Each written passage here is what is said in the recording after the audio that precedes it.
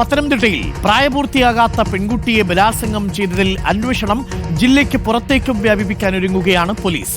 കേസിൽ 3 പേർ കൂടി പിടിയിലായിരിക്കുന്നു. പമ്പയിൽ നിന്നാണ് ഈ 3 പ്രതികളെയും പോലീസ് കസ്റ്റഡിയിലെടുത്തത്. പിടിയിലായവരിൽ +2 വിദ്യാർത്ഥികളും ക്രിമിനൽ കേസ് പ്രതികളുമുണ്ട്. പെൺകുട്ടിയുടെ നഗ്നദൃശ്യം പകർത്തി ഭീഷണിപ്പെടുത്തിയും പീഡിപ്പിച്ചു. 20 പേരാണ് ഇതുവരെ അറസ്റ്റിലായിരിക്കുന്നത്. പ്രവീൺ പുരുഷോത്തമൻ ചേരുന്നു കൂടുതൽ വിവരങ്ങളുമായി.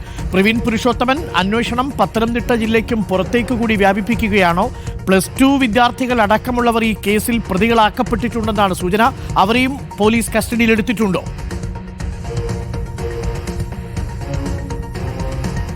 അരുൺ, ഏറ്റവും ഒടുവിലത്തെ വിവരം എന്നുള്ളത് ഇപ്പോൾ പുതുതായി 10 പേരെ കൂടി പോലീസ് കസ്റ്റഡിയിൽ എടുത്തിട്ടുണ്ട്. ഇന്നലെ രാത്രി 3 പേരെ പമ്പയിൽ നിന്നും പോലീസ് കസ്റ്റഡിയിൽ എടുത്തിരുന്നു. അതുകൂടാതെ 10 പേർ കൂടി ഇപ്പോൾ പോലീസ് കസ്റ്റഡിയിലുണ്ട്. അല്പസമയം മുമ്പ് ഒരു പ്രതിയെയും കൊണ്ട് പത്തനംതിട്ട ജനറൽ ആശുപത്രിയിലേക്ക് വൈദ്യപരിശോധനയ്ക്ക് പോലീസ് പോയിട്ടുണ്ട്. ഇതുവരെ ഇപ്പോൾ ഈ പെൺകുട്ടി കൂട്ട പീഡനത്തിന് ഇരയായ സംഭവത്തിൽ ഇപ്പോൾ 20 പേരുടെ അറസ്റ്റാണ് പോലീസ് രേഖപ്പെടുത്തിയത്. അതുകൂടാതെ ഇപ്പോൾ 13 പേർ കസ്റ്റഡിയിലുണ്ട് എന്നുള്ളതാണ് ഏറ്റവും പ്രധാനപ്പെട്ട വിവരം. ഈ 13 പേരെയും പോലീസ് ഉടൻ വിശദമായി ചോദ്യം ചെയ്യും. മറ്റൊരു വിവരം ഉള്ളത്, പോലീസ് ഓരോ മൊഴി അനുസരിച്ച് അന്വേഷിച്ച് ചെല്ലുമ്പോൾ ജില്ലയ്ക്ക് പുറത്തുള്ളവരിലേക്ക് കൂടി, ചില പ്രതികളിലേക്ക് കൂടി അന്വേഷണം നീളുന്നുണ്ട്. ഒരു പക്ഷേ വരും മണിക്കൂറുകളിൽ സമീപത്തുള്ള മറ്റ് ജില്ലകളിൽ നിന്നും പ്രതികളെ കസ്റ്റഡിയിലെടുക്കാനുള്ളൊരു സാധ്യതയുണ്ട്. അങ്ങനെയാണെങ്കിൽ പത്തനംതിട്ട പോലീസ് സ്റ്റേഷനിലേക്ക് ആ പ്രതികളെ എത്തിക്കുകയും ചെയ്യും. ഇന്നിപ്പോൾ ഈ കൂടുതൽ അന്വേഷണത്തിലേക്ക് പോലീസ് കടക്കുന്നു എന്നുള്ളതാണ് ഏറ്റവും പ്രധാനപ്പെട്ട വസ്തുത. പത്തനംതിട്ട ഡിവൈഎസ്പിയുടെ നേതൃത്വത്തിലാണ് ഇപ്പോൾ അന്വേഷണം നടക്കുന്നത്. 40ഓളം പേരുടെ പ്രതികളുടെ പേരുകൾ കൃത്യമായും മൊബൈൽ ഫോണിലും ഒപ്പം തന്നെ ഡയറി കുറിപ്പുകളുമായും ഒക്കെ പെൺകുട്ടി സൂക്ഷിച്ചിരുന്നു. അത് പ്രകാരമാണ് പോലീസ് ഇപ്പോൾ വിശദമായിട്ടുള്ള അന്വേഷണത്തിലേക്ക് പോകുന്നത്. 64 പേർ തന്നെ പീഡിപ്പിച്ചുവെന്നാണ് CWCക്ക് പെൺകുട്ടി മൊഴി നൽകിയിരിക്കുന്നത്. പത്തനംതിട്ട വനിതാ പോലീസിലും അത് പ്രകാരമുള്ള മൊഴി തന്നെ നൽകിയിട്ടുണ്ട്. ഇത് 40ഓളം പേരെ പോലീസ് ഇതിനോടകം തന്നെ കൃത്യമായും ഐഡന്റിഫൈ ചെയ്തിട്ടുണ്ട്. അതിന്റെ അടിസ്ഥാനത്തിൽ തന്നെയാണ് ഓരോ അറസ്റ്റിലേക്കും പോലീസ് നീങ്ങുന്നത്. ഇത് നീണ്ട 5 വർഷക്കാലം കൊണ്ട്, അല്ലെങ്കിൽ അത്രയും ദീർഘസമയത്തെ ഒരു കേസും ഒപ്പം തന്നെ പീഡനമൊക്കെ ആയതിനാൽ പല പ്രതികളും ജോലി സംബന്ധമായിട്ടും വിദ്യാഭ്യാസപരമായിട്ടും ഒക്കെ മറ്റിടങ്ങളിലേക്കൊക്കെ പോയിട്ടുണ്ട്.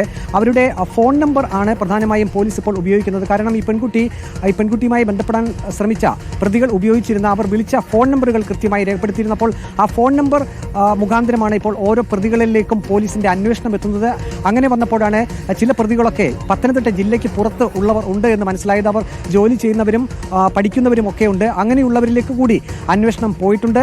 ഏതായാലും ഇപ്പോൾ 13 പേർ ഇപ്പോൾ പോലീസ് കസ്റ്റഡിയിലുണ്ട്. ഈ 13 പേരിൽ ആരുടെയും അറസ്റ്റ് ഇതുവരെ രേഖപ്പെടുത്തിയിട്ടില്ല. ഇനിയും നിരവധി പേർ കസ്റ്റഡിയിലാകാനുള്ളൊരു സാധ്യതയുണ്ട്. ഒരുപക്ഷെ ഇന്ന് ഈ 13 പേരുടെയും അറസ്റ്റ് കൂടി രേഖപ്പെടുത്തിയേക്കാം. അങ്ങനെയാണെങ്കിൽ ഈ കേസുമായി ബന്ധപ്പെട്ട് ആകെ അറസ്റ്റിലാകുന്നവരുടെ എണ്ണം 33ലേക്ക് എത്തും. ഏതായാലും പ്രതികളുടെ എണ്ണക്കൂടുതൽ കൊണ്ട് തന്നെയാണ് ഇപ്പോൾ ഈ ഒരു കേസ് പ്രമാദമായിരിക്കുന്നത്.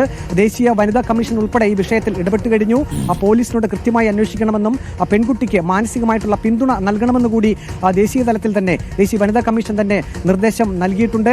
ഏതായാലും പത്തനംതിട്ട ഡിവൈഎസ്പിയുടെ നേതൃത്വത്തിൽ വിവിധ സംഘങ്ങളായി തിരിഞ്ഞുകൊണ്ടാണ് പലയിടങ്ങളിലേക്ക് അന്വേഷണം വ്യാപിപ്പിക്കുന്നത്. ഒരു കാര്യം കൂടി പോലീസ് അറിയിക്കുന്നുണ്ട്. അതായത് ഇനിയുള്ള പോലീസിന്റെ മുന്നിലുള്ള വലിയ വെല്ലുവിളി എന്നുള്ളത്, ഈ കേസ് കോടതിയിലേക്ക് എത്തുമ്പോൾ, പോക്സോ കേസ് എത്തുമ്പോൾ കൃത്യമായിട്ടുള്ള തെളിവുകൾ പോലീസിനെ ഹാജരാക്കേണ്ടി വരും. അങ്ങനെ വരുമ്പോൾ ഇനി തെളിവ് ശേഖരണത്തിലേക്ക് കൂടി പോലീസ് പോവുകയാണ്. ഇന്നലെ ആദ്യ ദിവസം അറസ്റ്റ് ചെയ്ത ഇലവന്തിട്ട പോലീസ് അറസ്റ്റ് ചെയ്ത 5 പ്രതികളെ റിമാൻഡ് ചെയ്തിരുന്നു. റാന്നി കോടതിയിൽ ഹാജരാക്കി റിമാൻഡ് ചെയ്തിരുന്നു. അതിനുശേഷം പിടികൂടിയ പ്രതികളുമായി ഇന്നലെ പലയിടങ്ങളിൽ തെളിവെടുപ്പ് നടത്തിയിരുന്നു. കൃത്യമായും പെൺകുട്ടിയുടെ മൊഴിയുടെ അടിസ്ഥാനത്തിൽ ഈ സംഭവങ്ങളെല്ലാം പെൺകുട്ടിയുടെ മൊഴി പ്രകാരം കൃത്യമാണോ എന്നറിയുന്നതിന് വേണ്ടിയാണ് ഈ പ്രതികളെയും കൊണ്ട് വിവിധ ഇടങ്ങളിൽ പോയി ഈ വിശദമായിട്ടുള്ള തെളിവെടുപ്പിലേക്ക് പോയത്. പത്തനംതിട്ട ചുട്ടിപ്പാറയിൽ ഉൾപ്പെടെ തെളിവെടുപ്പ് നടത്തി.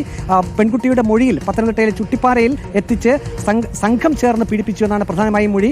അങ്ങനെ സംഘം ചേർന്ന് പീഡിപ്പിച്ച പ്രതികളാണ് ആദ്യം പിടിയിലായത്. 5 പേരുടെ അറസ്റ്റാണ് പോലീസ് ആദ്യം രേഖപ്പെടുത്തിയത്. ഏതായാലും പ്രതികളെ കസ്റ്റഡിയിലെടുത്ത് അറസ്റ്റ് രേഖപ്പെടുത്തി വിശദമായിട്ടുള്ള തെളിവെടുപ്പിലേക്ക് കൂടി പോലീസ് പോകും. കാരണം കോടതിയിൽ കൃത്യമായി പോക്സോ കേസ് പ്രകാരമുള്ള തെളിവുകൾ ഹാജരാക്കേണ്ടതുണ്ട്. അതുകൊണ്ട് തന്നെ ഇനിയും പോലീസിന്റെ ഓരോ നീക്കങ്ങളും വളരെ സൂക്ഷിച്ചായിരിക്കും. അറസ്റ്റിന്റെ എണ്ണം കൂടുന്നതിനോടൊപ്പം തന്നെ തെളിവെടുപ്പ് എന്ന പ്രധാന ഒരു കടമ്പ കൂടി പോലീസിന്റെ മുന്നിലുണ്ട്. അതിനുള്ള ഒരു നീക്കത്തിൽ കൂടിയാണ് ഇപ്പോൾ പോലീസ്. Arun, okay, thank you. Praveen പുരുഷോത്തമനാണ് വിവരങ്ങൾ നൽകിയത്. പത്തനംതിട്ട ജില്ലയ്ക്ക് പുറത്തേക്കും അന്വേഷണം വ്യാപിപ്പിക്കുകയാണ് പോലീസ്. 64 പ്രതികളാണ് ഈ കേസിലുള്ളത്. അതിൽ +2 വിദ്യാർത്ഥികൾ അടക്കമുണ്ട്. 16-17 വയസ്സ് പ്രായമുള്ളവർ പോലും ഈ കുട്ടിയെ പീഡിപ്പിച്ചു എന്നാണ് ഇപ്പോൾ പുറത്തുവരുന്ന വിവരം. അച്ഛൻ്റെ ഫോണിലേക്കായിരുന്നു ഈ പ്രതികൾ ബന്ധപ്പെട്ട് ഈ കുട്ടിയുമായി സംസാരിച്ചിരുന്നത്. നഗ്നദൃശ്യങ്ങൾ കാട്ടി ഭീഷണിപ്പെടുത്തിയായിരുന്നു 5 വർഷത്തോളം നീണ്ട ക്രൂരമായ പീഡനം.